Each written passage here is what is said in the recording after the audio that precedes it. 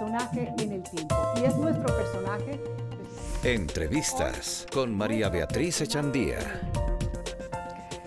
El liderazgo hoy en día se asocia mucho con poder y con arrogancia. Incluso existen cursos de liderazgo, aunque yo creo que eso no se puede aprender. Pero entre las muchas definiciones que encontré de liderazgo, me parece que la del economista Agustín Arieu define lo que debería ser un líder de nuestros tiempos. Él dice, un líder es la persona capaz de inspirar y asociar a otros con un sueño. Y creo que eso define muy bien a nuestro invitado de hoy, aunque muchos todavía no entienden o no comprenden por qué Carlos Raúl Yepes renunció a ser la cabeza de uno de los bancos más importantes de Colombia y de Latinoamérica. Sin embargo, creo que él es un hombre que se proyectó en su liderazgo en solo 5 años en Bancolombia, y ese liderazgo apenas está despuntando. Doctor Yepes, gracias por acompañarnos aquí en El Tiempo Televisión. María Beatriz, muchas gracias por la invitación. Y digo que apenas está despuntando este liderazgo porque pues usted por estos días apenas está cumpliendo 52 años, le queda mucho por hacer y usted mismo me decía, tiene la agenda llena. Y segundo, porque usted logró cambiar todas esas metas, de que las metas en un banco solamente eran los éxitos, las utilidades y la parte financiera, y empieza a hablar de la banca más humana. Eso le impactó a mucha gente. Pues es verdad, algo diferente porque parecía que fuera contra la corriente. Hablar de banca humana parecía un contrasentido. Cuando yo empecé a hablar de eso dije, no, es que no es solamente la banca humana, no es solamente la empresa humana, sino que es la sociedad. Se nos ha olvidado que muchas veces lo que más hacemos los seres humanos es ser humanos. Y me puse a pensar un poco con mi experiencia de haber trabajado en el banco 10 años, después en Argos 7 años, qué era lo que más me molestaba del sector financiero. Y decía que me molestaba la lejanía, la exclusión, el irrespeto.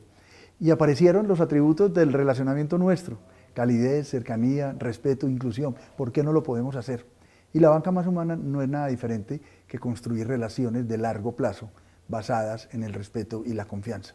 Ese es el mejor negocio. Pero más desconcertados podemos decir que estaban sus empleados y colegas y clientes del banco y las personas que estaban a su alrededor cuando usted después de 5 años decide en un momento dado renunciar, y más cuando la gente se entera del motivo de esa carta que muchos conocieron, de la carta de su hija, que entre otras cosas les leo para las personas que no lo tienen presente. Le decía, cuando usted estaba en un estado de salud en ese momento delicado, decía, papá, quiero que me veas graduar, que me veas casar, que cargues mis hijos, pero como estás actuando y asumiendo tus responsabilidades ahora no lo vas a lograr.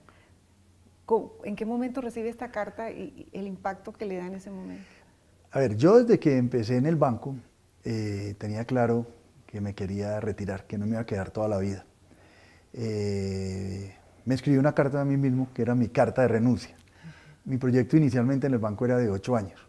Lo que yo no sabía es que por la forma en que yo asumo el trabajo, mis responsabilidades, la salud me iba a pasar una factura. Y esos 8 años me tocó anticiparlos. Esa carta de mi hija me movió. Fue después de la última internada en la clínica por una pancreatitis en septiembre del año pasado, y empecé a viajar con ella. Y empecé a reflexionar, a pensar si lo que yo estaba haciendo se justificaba.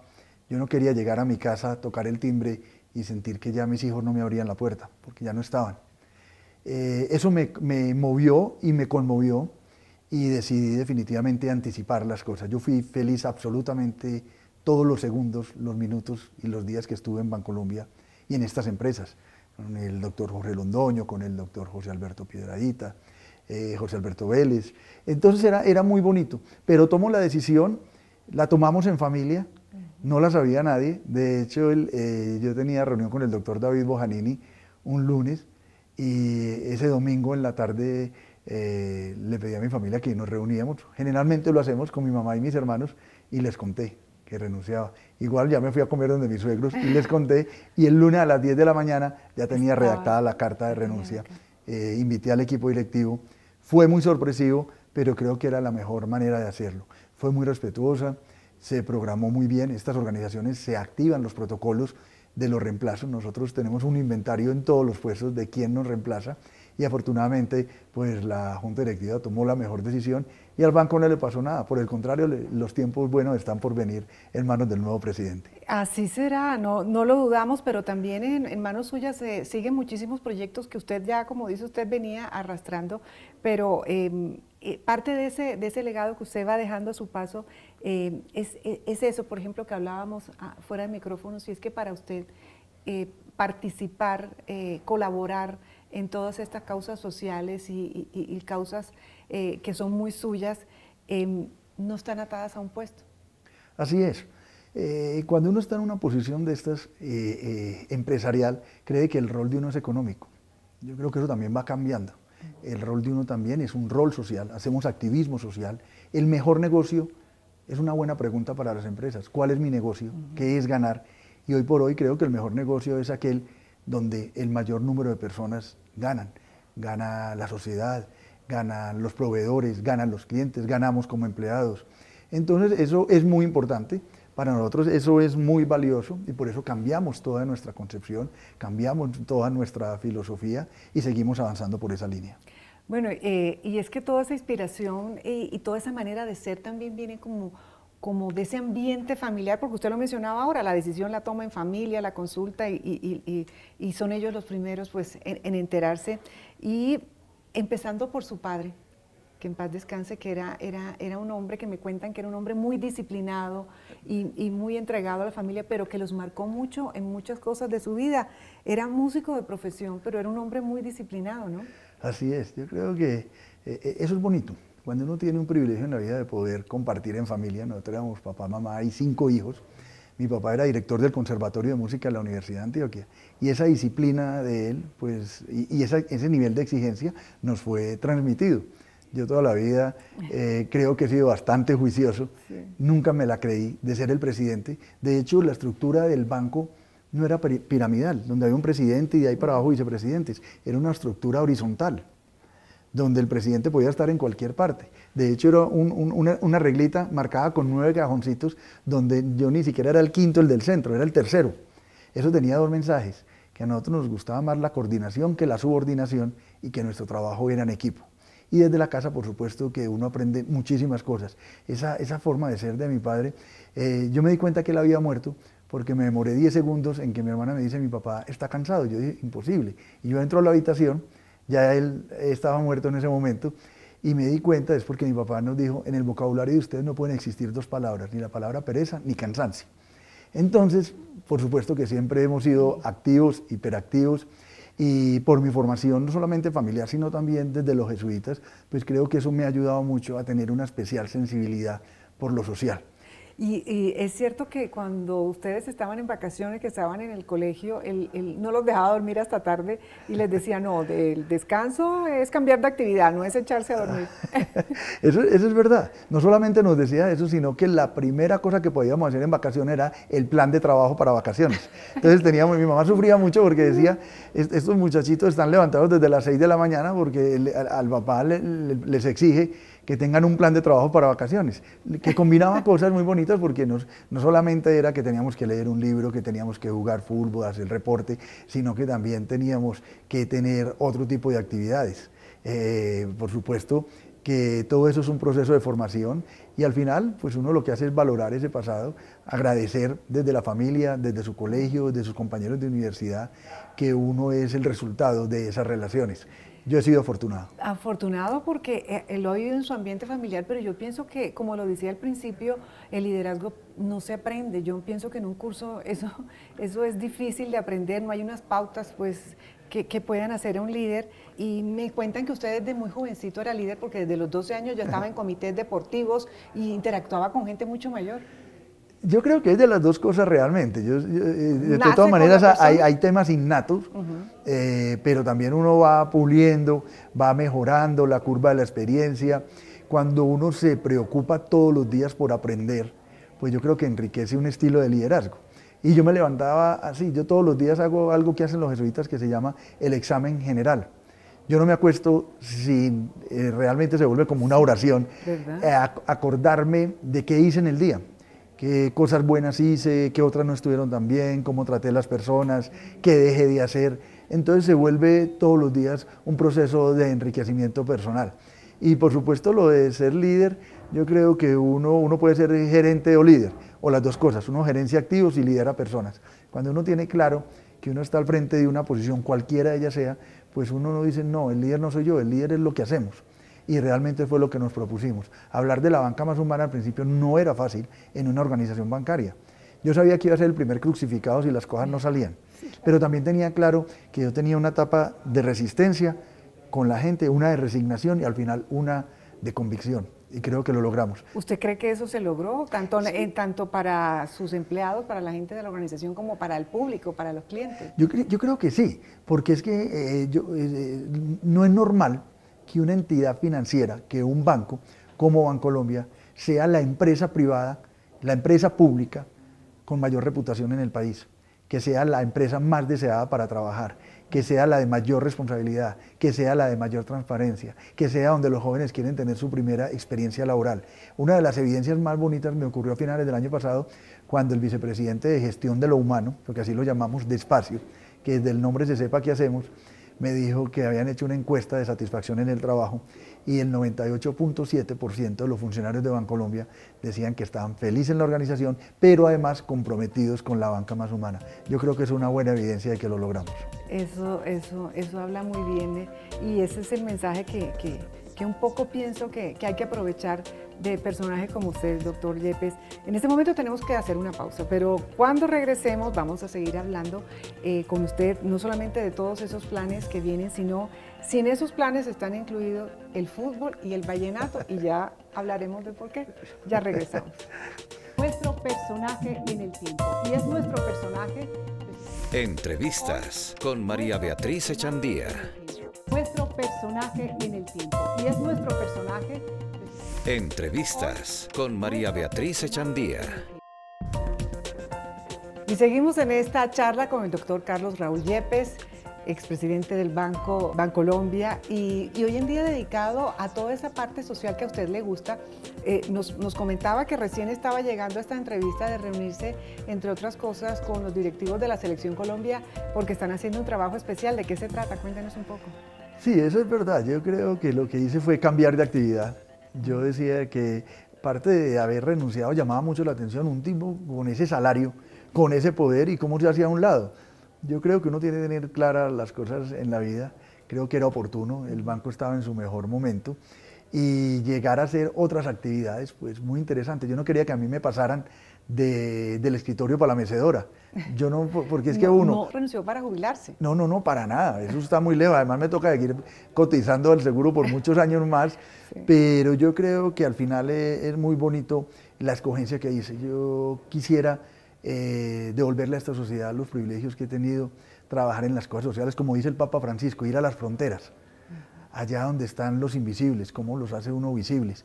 Quiero trabajar más que en un tema de apoyo al proceso de paz y al proceso de negociación, que creo que es importante. El país tiene que desmontar el odio y la venganza para reencontrarse como sociedad. Voy a trabajar en los temas de reconciliación, de perdón. El país lo necesita. Quiero trabajar en temas de cultura ciudadana, en temas de transparencia, anticorrupción. Pero ahora que usted ya no es presidente de Bancolombia, ¿va a seguir asesorando al presidente? Porque usted es el asesor personal del presidente. Pues estamos en la Comisión Asesora de Paz. Más que asesorarlo es que se dé uno la oportunidad como ciudadano de expresar lo que uno piensa de este proceso del país. Yo soy optimista, creo que los tiempos mejores están por venir, creo que esta es una era de posibilidades, que tenemos que ser capaces de realizarla, pero desafortunadamente en el país nos hemos puesto a gritar, a insultar, a pelear, pero muy pocas veces decimos, ¿y yo qué puedo aportar? Yo creo que es un momento donde tenemos que serenarnos, tranquilizarnos y decir, bueno, ¿yo qué voy a hacer por ese futuro? Ahí seguiremos en esos temas, y por supuesto, en un último tema tal vez es el del liderazgo juvenil y empresarial. Este país está lleno de líderes juveniles, ni siquiera de las ciudades principales, ni siquiera de los pueblos, de veredas, los que hay que entregarles un proyecto de vida para que ese liderazgo no se quede atrapado en la pobreza, porque hay mucho talento. Y yo quiero trabajar en eso, estoy feliz, estoy ya promoviendo muchas cosas. Tal vez me regañan en la casa porque estoy más ocupado que lo que estaba en el banco. La agenda ocupadísima. Pero se me nota la cara de felicidad también. Pero claro. ¿Y qué está haciendo con la selección? Y con la selección, que me preguntaba, es porque hace algún tiempo, preocupado por la violencia en los estadios, propuse algo que llamaba cultura estadio. El tiempo de juego no es los 90 minutos, el estadio no es el único lugar. Desde el punto de vista antropológico, el fútbol tal vez es lo que más cohesión social puede generar en el país. Yo creo que cuando juega la selección Colombia es donde todos nos identificamos, ahí no hay colores, ahí no hay credos, ahí no hay política. Entonces, en esa forma de pensar mía, pues con los amigos de Bavaria, pues llegamos a la conclusión de que había que crear una fundación de la Selección Colombia para llegar a las zonas de conflicto en el país, con un programa que yo inicialmente lo titulé Fútbol con Valores, una herramienta para la inclusión, la paz y la transformación social. Queremos arrebatarle a los niños a las esquinas, queremos entregar a través del fútbol, que el fútbol es una excusa, temas diferentes, desde la alimentación, desde un proyecto de vida para tantos niños. Vamos a empezar por ahora en Quibdó, seguramente estaremos por Condoto, por Corinto, llegar a diferentes zonas del país, porque es que hay algo bien interesante. La idea de paz no es la misma en todo el país, los conflictos no son lo mismo. Yo creo que la paz nace desde los territorios, tenemos que construirla desde los territorios. No es lo mismo el conflicto de Mapiripán que el de Montes de María, que el del Cauca. Son conflictos diferentes. Y hay que conocerlos de base. Y hay que conocerlos. En el campo, en la Y yo realidad. creo que esa es una buena excusa, pues ahí en esa junta de la selección, pues están los amigos futbolistas. Yo los invito a veces porque tengo muy buena relación con ellos. Pero además de un amor increíble por el fútbol, muchos decían que usted renunciaba, entre otras cosas, para poder estar en todos los partidos del Nacional, porque es fanático del Nacional. Yo no renuncié por eso, No, pero no, sí claro. voy, que me esperen en la final de la Copa Libertadores. Porque usted además me dicen que tiene hasta tatuajes y todo. No, eso. Yo no había contado, es verdad, ya puedo decirlo, pero eso salió en una entrevista que tuve en un medio de comunicación donde dije, estaban con muy buenos datos y me preguntaron que si era verdad. Sí, hace un año tengo un escudo nacional y la camiseta 2 de Andrés mucho Escobar. amor por Nacional. Y en la casa tengo una habitación nomás dedicada, me mandé inclusive a hacer una Copa Libertadores, una réplica en Argentina, igualita. Y ahorita entonces, nos ganamos la Centenario.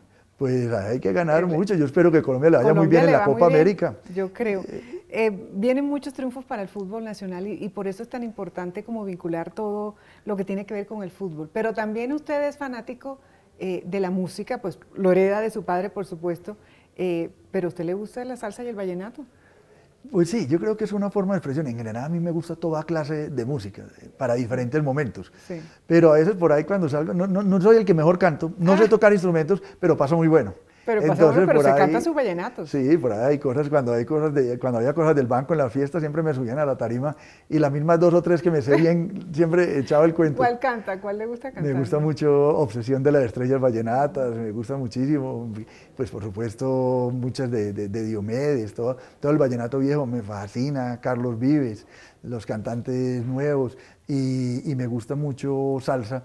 Yo digo que yo en la salsa tenía un rey y una reina. Para mí el rey es Héctor Lavoe y la reina es Celia Cruz.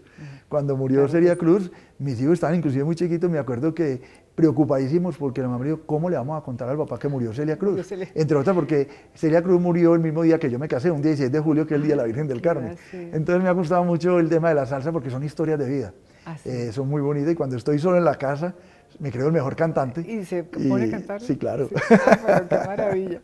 Y bueno, usted ha dicho que va a trabajar mucho por todos estos temas sociales, de inclusión, de ayudar a todos estos jóvenes y todo esto, pero también tiene planes propios, ¿no? Para la familia que ha esperado tanto tiempo para hacer planes. ¿Usted es cierto que ha pensado en hacer el camino de Santiago de Sí, Compostela? ya de hecho por ahora lo que hice fue que compramos los tiquetes. Había promoción de Avianca en estos días. Es una cosa muy exigente. Y entonces, pero no lo va a hacer todo, porque ya pues con la deficiencia física mía uno tiene que reconocer un poco pues que ya no estoy para hacer casi 900 kilómetros. Como lo dicen allá mismo, el Camino de Santiago no es un camino, es tu camino, y uno lo hace como uno quiere, pero lo va a hacer con mi señora. Son 19 días, voy a salir desde Astorga y lo voy a hacer caminando y en bicicleta. Inclusive no reservé ni hoteles ni hostales, porque donde esté contento me quedo, y donde no esté contento pues sigo caminando. Esa es la idea. Entonces es una idea diferente, hay proyectos de familia muy, muy bonitos. Disfrutar, ahora sí que abra la puerta porque toqué el timbre y aparecieron mis hijos, estar con ellos, cosas tan sencillas de la vida como todavía poderlos llevar a la universidad, poder ir a ver los partidos de fútbol, acompañarnos en alguna competencia, cosas a las que uno desafortunadamente en esas posiciones le toca renunciar. Yo quería hacerlo, La semana anterior estuve en exámenes médicos, me fue muy bien afortunadamente, bueno. Tengo mucha ilusión. Yo espero recuperarme del deterioro físico que causa ser el presidente o tener las responsabilidades tan fuertes, y hay muchos proyectos muy bonitos, de familia, sociales, de reencuentro con los amigos, a los que seguramente había renunciado porque invitaban un miércoles a las 5 de la tarde a cosas que ustedes viven muy bueno, claro. Yo tengo una responsabilidad, a veces uno aterrizaba a la 1 de la mañana, iba a dormir a la casa 2 horas y volvía y salía a las 5.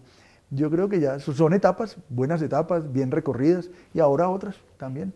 Pero muchísimos amigos que deben estar pendientes de reunirse con usted. Además, muchos amigos que cuando usted renunció le mandaron muchas cartas. Usted recibió más de 1000 cartas, no sé, muchísimas, con mensajes tanto de compañeros del trabajo como de amigos.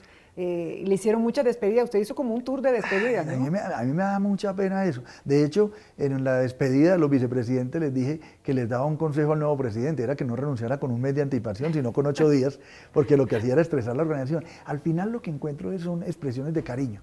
Yo creo que me logré conectar con la organización adentro, me logré conectar hacia afuera, digamos, desde la espontaneidad de uno querer acercarse a las personas. Eso fue muy bonito, y fueron demasiadas despedidas, demasiadas fiestas, sorpresas. Hubo una muy linda en la dirección general donde estaba absolutamente ingenuo y bajé a desayunar con una cita que tenía para un tema de salud, y me dijeron baje, que lo están esperando en el restaurante de afuera del banco. Cuando bajé había más de 4000 personas reunidas, vestidos de blanco, con banderas, gritando cosas hermosas.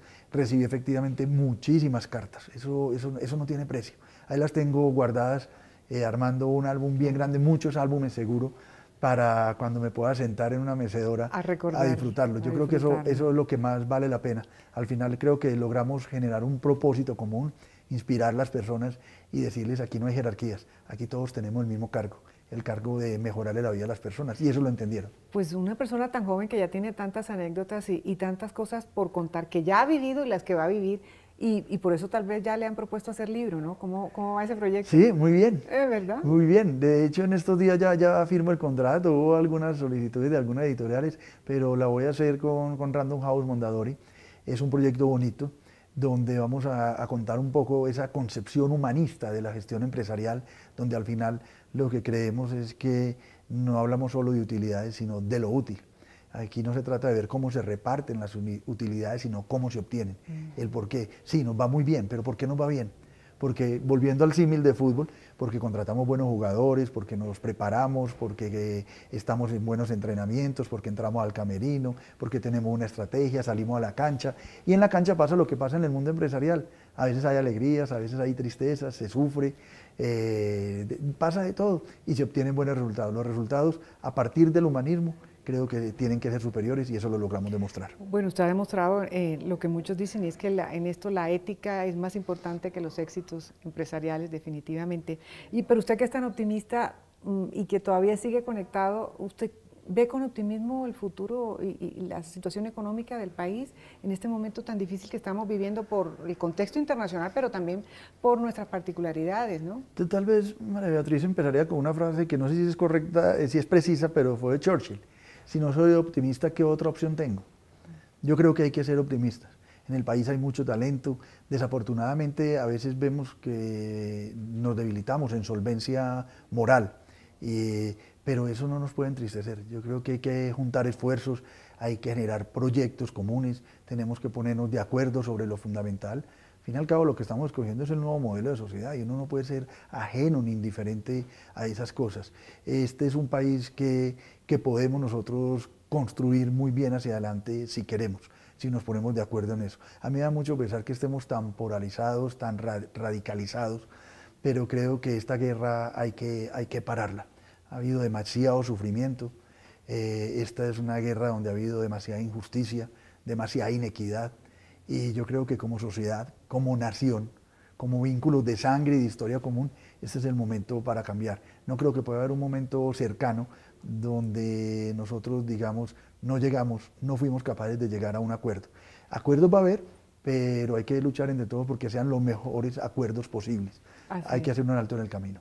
¿Y usted cree que lo puede hacer desde el sector privado, desde usted como Carlos Raúl Yepes, o lo tendría que hacer como desde la política? No, se tiene que hacer desde todo poder donde uno tenga, puede ser en su casa, donde esté su metro cuadrado, con su familia, con su grupo de amigos, en los círculos donde uno se mueve, sean empresariales, deportivos, académicos, periodísticos. Yo creo que podemos hacer mucho. A mí me decían que si yo quería hacer política, me habían ofrecido puestos políticos, pero es que eso no es política. Yo creo que política es de ser uno un ciudadano responsable. Esa es la mejor política, proponer las cosas buenas, que sean buenas para todos, hablar del interés general. Yo soy muy idealista, pero por eso tengo un propósito de vida, por eso me hice a un lado y por eso me voy para la calle a buscar esos objetivos. Yo creo que definitivamente usted sí cumplía el lema del banco para el que trabajaba, porque le estamos poniendo el alma, doctor Yepes. Sí, le ponemos el alma todos los días, en todas las decisiones. Ahora mencionar la palabra ética. La ética es un estado de reflexión permanente. Todas nuestras decisiones tienen algo de ética, entre escoger bien o escoger mal. Yo creo que este es el gran momento para el país, saber escoger. Saber escoger. Pues bueno, queríamos compartir con nuestros televidentes ese estilo de hacer las cosas, compartir por qué tomó usted esa decisión que impactó tanto a muchos y que sirva de ejemplo también para muchos ejecutivos y personas que están en cargos importantes, no para que tomen la decisión de renunciar, sino para que tomen ese camino de ponerle más ética y pensar no menos en los éxitos empresariales, pero sí ponerle un poquito más de alma. Doctor Yepes, muchas gracias por haber estado aquí con nosotros en El Tiempo Televisión. Muchísimas gracias, María Beatriz, muy a gusto y muchos éxitos. Igualmente, muchas gracias a ustedes, gracias por su sintonía. Los invitamos a continuar con nuestra programación aquí en El Tiempo Televisión, porque usted elige quién le cuenta las noticias.